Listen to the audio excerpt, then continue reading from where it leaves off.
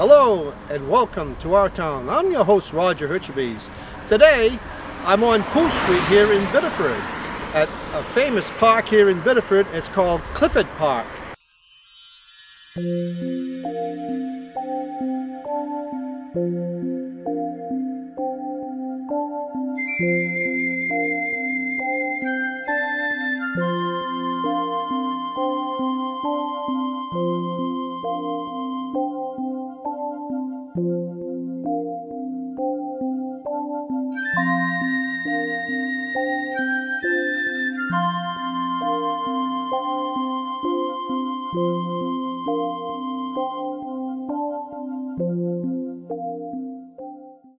My guest today is Mr. Ray Gaudette, who is the historian for the Biddeford Historical Society. Hello, Ray. How are you? Hi, Roger. The park is built in 4 increments, right? Yes, it is. In 4 increments. Can you explain me that? The Clifford family sold a parcel of land to the city of Biddeford for a park, and it is to remain forever the Clifford Park. The Freeman family, who lived across over here, down the street for a few houses down, what they did is donated so many acres also to the Clifford Park. And then, of course, there was part of it, which was another parcel was bought off not too long ago from the Wooten family, and that added to the acreage of the Clifford Park. The fort, there was a fort one, which I don't know. It was the Westbrook skating ring area. Okay, the Westbrook skating ring, which became part of it also. Right, that was done in probably 2009, 2010, I believe. Yes, yes. So that entails to close to about 100 acres, doesn't it? Over 100 acres, which is good. Hi, Bill. How are you? Great, Roger. How are you doing? Good. How's everything? Great. Thanks for having me out. No problem. Can you explain to me about the Alfred Booten property here at Clifford Park? Well, the Booten family owned about 55 acres for about 50 or 60 years or so. And we looked at the map here, we had one section that was city land, another section that was city land, and right in the middle was the Booten parcel, 55 acres. And the Booten family was very kind enough to allow everybody to ride through and mountain bike, cross-country ski, hike, walk their dogs. But the city never owned it. So the fear of something happening to those 55 acres, which would pretty much shut off the 2 parcels of Clifford Park, was an issue.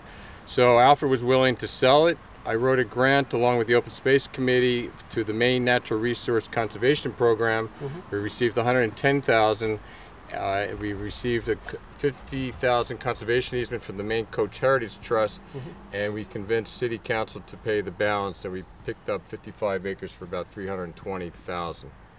That's great. Now, of course, you have spotted turtles and blended turtles on this property.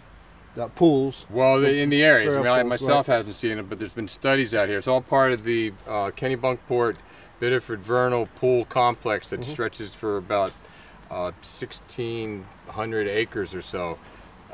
That goes from this section here off Pool Street all the way down to Kennebunkport. Actually, it's probably about 8,000 acres, all the way down to the coastline. So it's a corner piece, and that's why we received the grant from the Maine Natural Resource Conservation Program. Is the Open Space Committee planning to purchase any more properties to connect everything with Clifford Park? Well, we have a couple other pieces on the radar that we're thinking about, and even further down that would maybe connect the Blandings Park Wildlife Sanctuary too. So it's on the agenda. Obviously, we'd have to have willing sellers, and also we have to find the funding for that. The funding, right. And also support from City Council, which is always important, and from the public.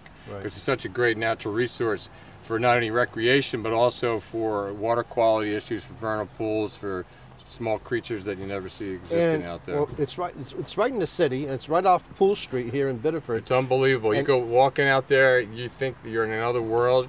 I call it the Grand Central Park of Biddeford. It's just stupendous. It's just amazing. And a lot of people use it for walking, bike riding, snowshoeing, cross-country skiing. Right. I just came from a walk there with Maine Coach Heritage Trust, and we were just chopping down on some great blueberries. Wow. Blueberries are just great out there right now. They've always been known. I had, years ago, we had some neighbors that would pick up the blueberries up here in Clifford Park and sell them in town, you know. It was amazing. Down the road, the open space is planning to to look into purchasing more land. How far do you think you're going to go with if you plan to purchase this land? How far up to the ocean? Well, it would be ideal to have, in a trail world idea. It'd be great to have a trail going all the way to the ocean. So we would be involved with purchasing land, purchasing easements from property owners, individual property owners, and to have a multi-use trail that would bring us all the way down to the ocean. Because a little further down on the Pool Road, there is a rail bed, I believe, that was used for the quarries years ago. In the Anderson Quarry, there's a narrow gauge rail bed. The metal's gone, the rails are actually gone, and the crossbars are gone, but there still exists this 6-foot wide walking path. It looks like a Roman road. I was walking out in the middle of nowhere. I came upon this. You see granite pieces that forming the foundation of it, and it goes all through these different wetlands, these big old oak forests, these pine forests, and half of it's already existing. So it's something that we're looking into maybe utilizing those parcels. Down the road. Yes. Yeah. Ray, we're heading up towards where the original bandstand was here years ago. And as we're getting ready to climb these steps here, can you tell me a little bit about the bandstand, Ray? Yes, these steps lead to the bandstand. I was once upon the top of this knoll over here, and they used to play the band, and we used to sit around here. We used to play games, we danced to the music, and most of the time it was from Pinchot's band. They were a famous band in those areas. Right. Yes, and this is where we used to climb these steps and go around, and people, our parents especially, would stay up there, listen to the music. But we'd stay down here because the children would stay here, play games, and so they keep out of the parents' way, you know, so they could listen to the band. Let's climb up the stairs, Ray, and let's go to the top and see where the location was up there. Yes. Because years ago, Ray, they didn't have any TVs or radios at that time, so the band was their key entertainment on Sunday afternoon. It was a big entertainment for them. They enjoyed it, and they tried to play mostly the summer programs were always included in Pinchot's band. Right. I think that's probably some of the steps I'm missing here, because there used to be steps all the way up. At different stages, right? No, it was always flat. Right. So we're going to have to climb easy, Ray. Yes. Because at our age, Ray, we got to be careful. Yeah. The steps here, this is from granite, and Yes. I bet you that these steps were made right here in Clifford Park at one of the quarries. Yes, yes, they were cut out from the granite stones from this area, and set in here by them with these cranes, and of course it was all cut up by hand in those days, you know. Mm-hmm. And until the steam machine came in. But this is what they did. They made sure this area was always clean. Let's walk up to the site where the original bandstand was here at Clifford Yes. Park. Mm-hmm. And Right. it was because over the years that the people, vandals, everything, they burnt the place, the original bandstand. Yes. But you know, it's sad Many because there's so much history here in the park. Right. There's so much history. It's unbelievable. is. You know? So how far up where do you think it was, Ray? Well, why don't we just walk up here and I'll show you. Let's go, Ray.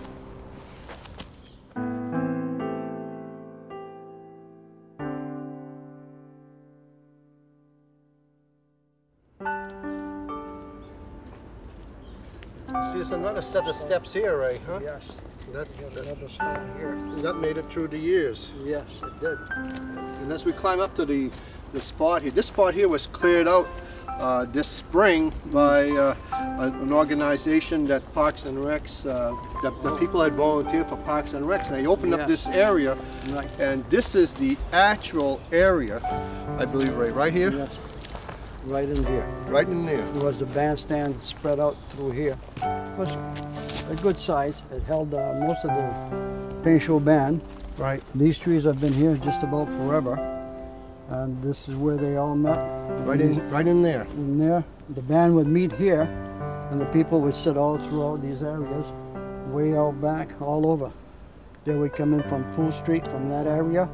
They came in from the other area, from Macon, through the other paths through here, from the Pool Street down here, where the monuments are, Yep. through here. And it was always packed with people.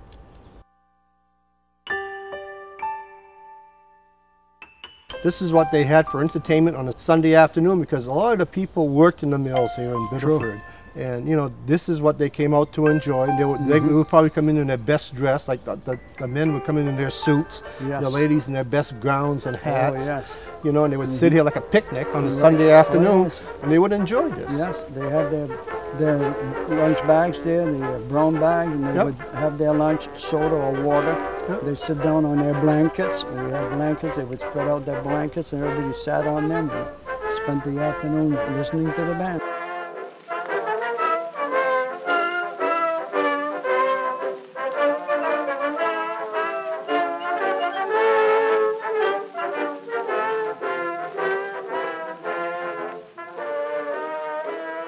We're in the year 2013, and of course this was done in the early 1900s, 40s, and 50s, I believe, right, Ray? Oh, yes. It went as much as the 50s, right? I would say so, yes. Yeah, because the war slowed it down some.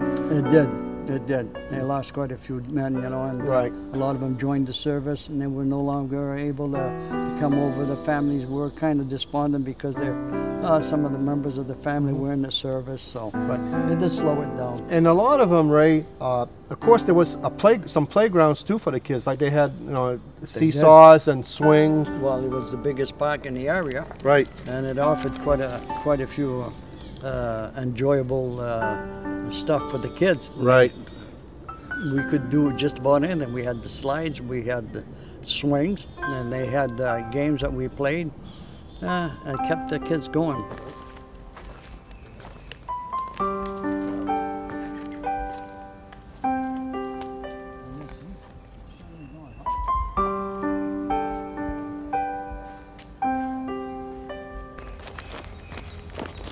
Well, what a nice thing.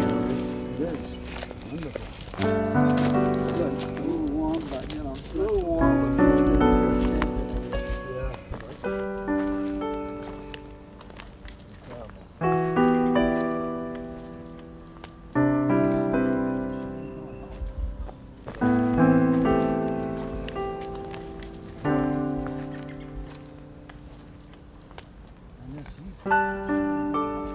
Right now we're at the quarry scale, which years ago, when they had two quarries here, right? yes, right. Did. And they had several quarries. right, and they had two stone crushers. Yes.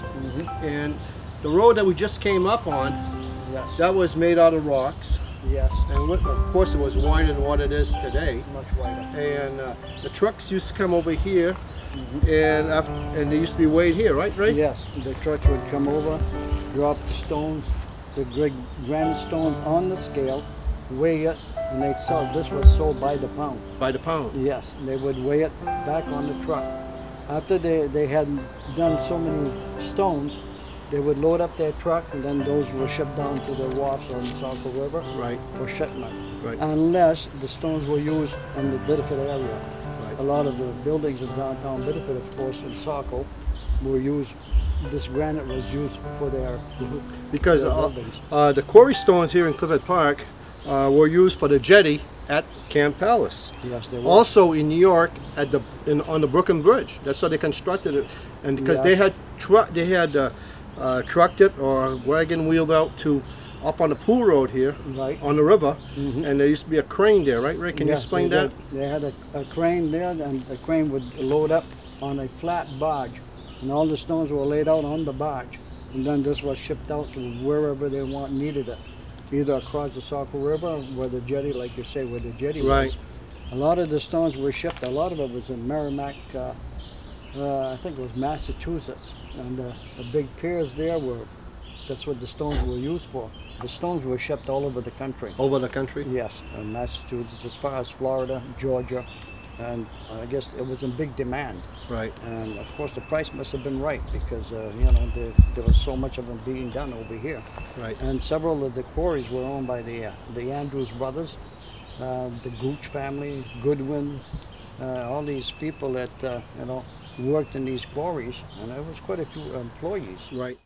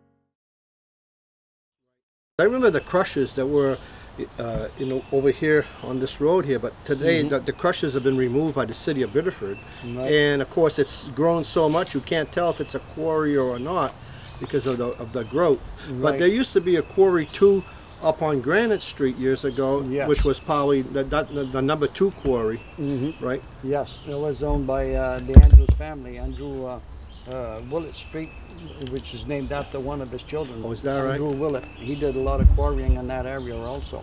Several of the people who were there, they had the rights, I guess, to do the quarrying, but there was more than one quarry man working in about the same area. They all worked together, possibly, you know. Ray, how old is this quarry here? Yeah, in this area. Well, they started quarrying back in the 1840s, but the scale probably, maybe I would say possibly in the 1850s, possibly. Yeah, so there was a horse and wagon, well, and then then down the road it was trucks. Trucks, yes. Trucking it down. Yes, and a lot of the work was done by hand at the time, but what they did is eventually modernized with steam engines, and then they had these huge machines for cutting the stones, you know, and of course it made it much easier for them. Of course there was a train too that used to take it from here to up on Upper Pool Road, wasn't it? And down to the river? Yes, they had the Andrews family had about a mile of railroad out across the Pool Road in the woods on the right-hand side of the old Pool Road. Wow. And all of that, they would use that railroad for carrying the granite, and then the granite was carried down to their wharfs. They had 2 wharfs on the Saco River, and then it was shipped out to wherever it was needed.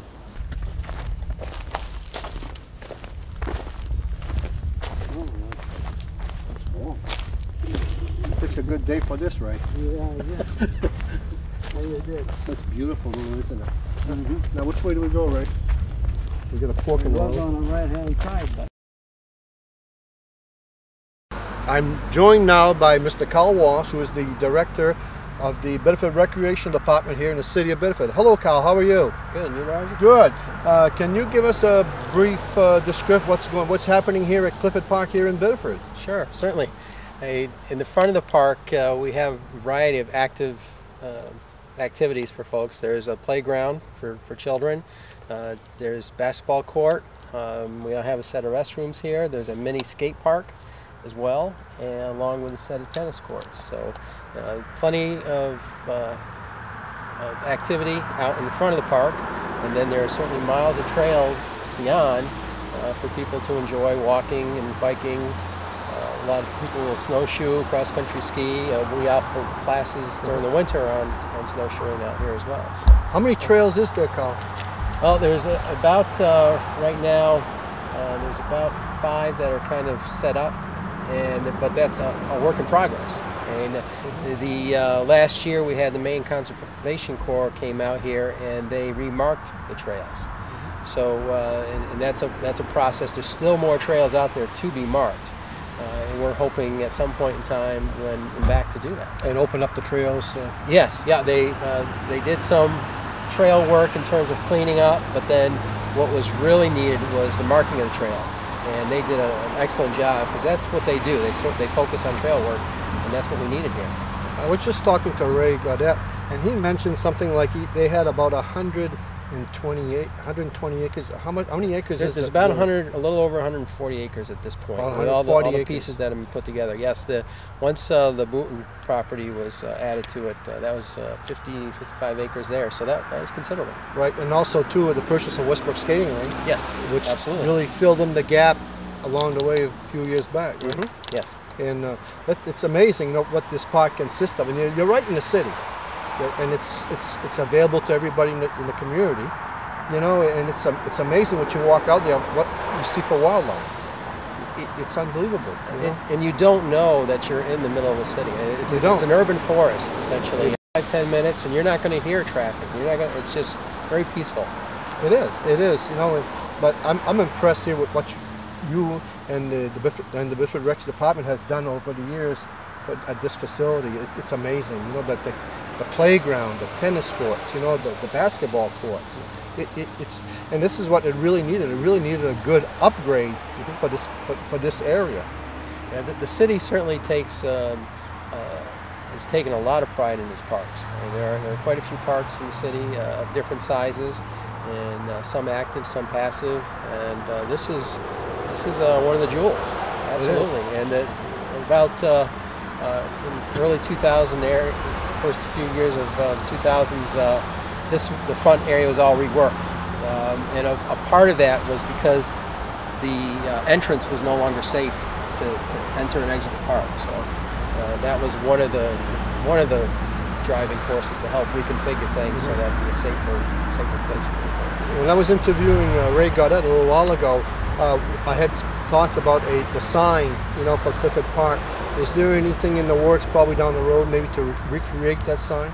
Certainly would like to do that. There are a couple things that I'd like to bring back. One is that sign in some way, shape, or form to get that back in play, and then also the gate. We certainly would like to have a nice wrought iron type of style gate instead of what we have in place right now. That would just really dress up the front of the park. Because there were 4 pillars. There was 2 here in the front and 2 on Acorn Street.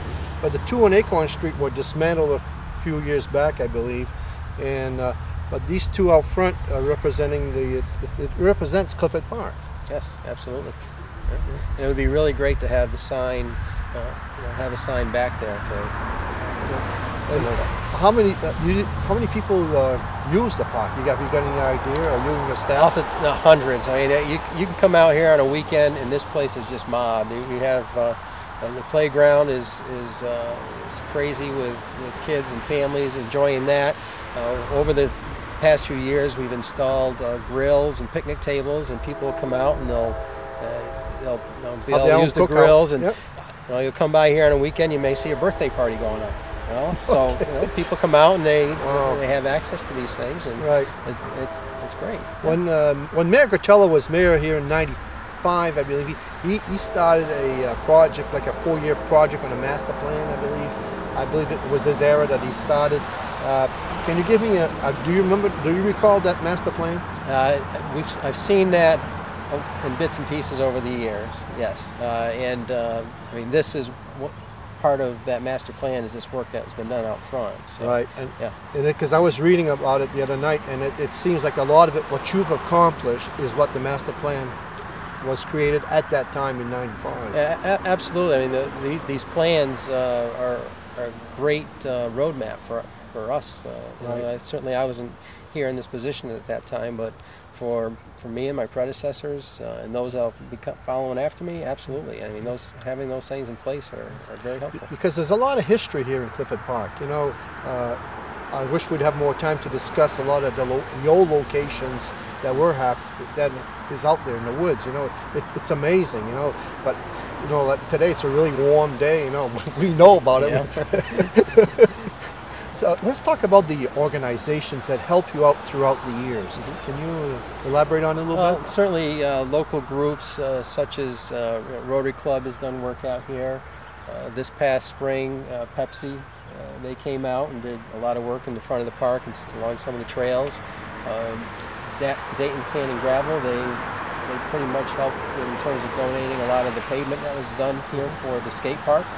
And there are many other groups that I'm sure, no doubt I'm forgetting. Boy Scouts, groups that have come out and done day projects out here. Day of Caring through United Way.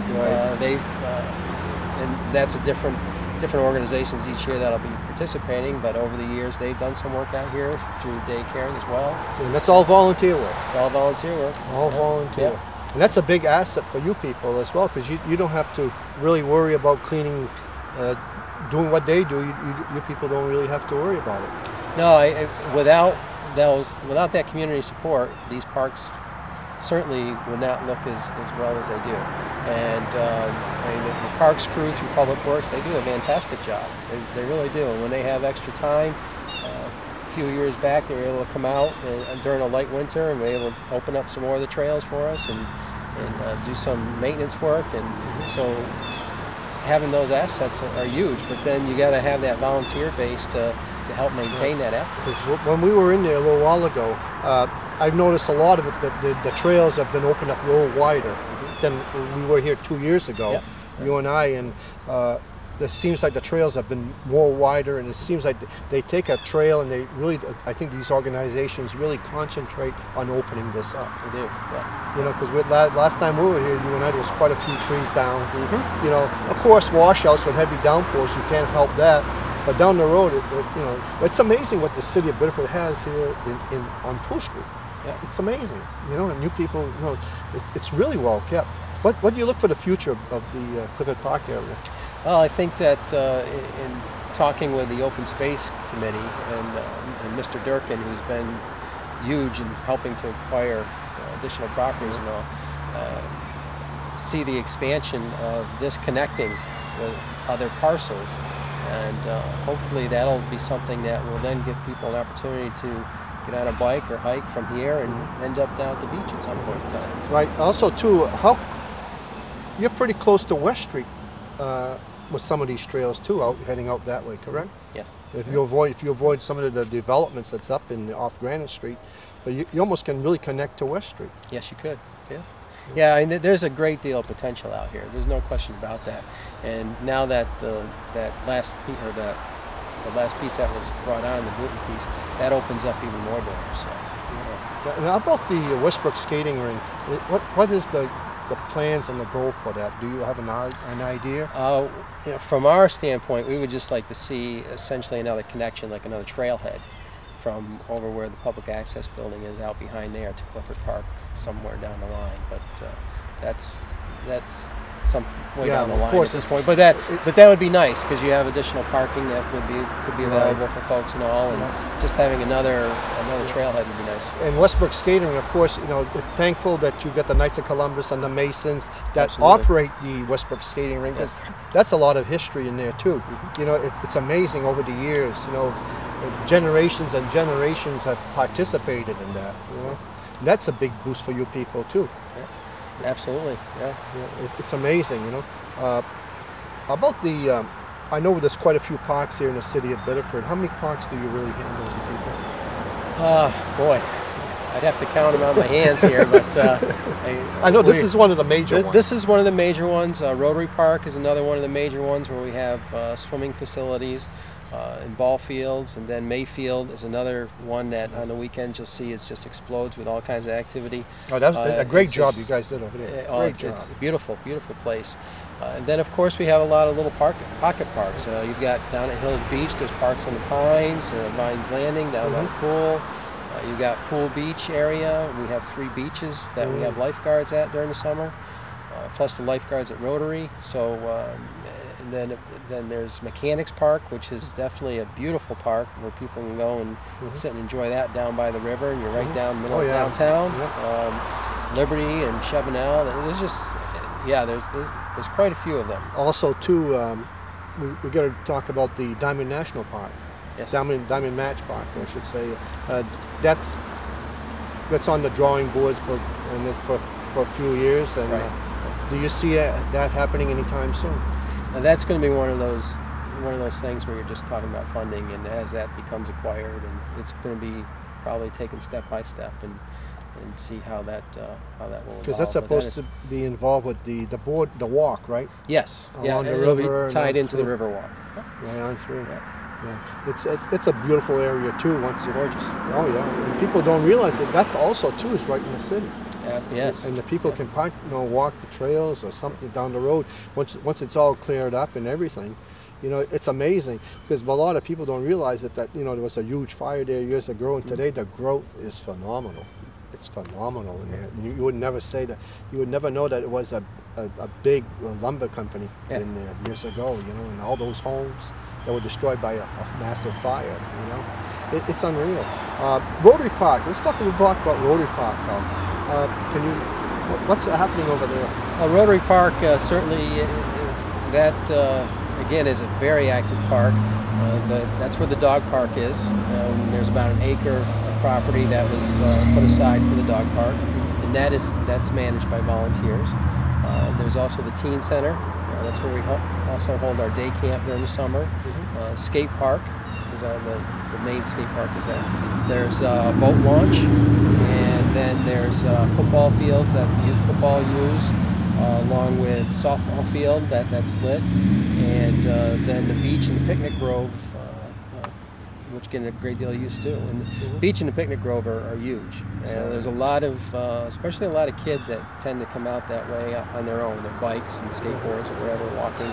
So you see a lot of kids that come out there just to swim, and by having lifeguards out there, it makes it. Plus you have the teen center out there, right? The teen center, absolutely. Yep, the teen center during the school year, that place is humming as well. So we bus kids 2 days a week from middle school out to Rotary Park for the teen center, and we're fairly close to the high school, so a lot of the kids from the high school walk there, and then we do offer transportation at the end of the day back into town, so that kids can get home. That's great, that's great. Yeah, I see a lot of the kids going up there. I was up there one day and I was amazed how many kids participate there after school.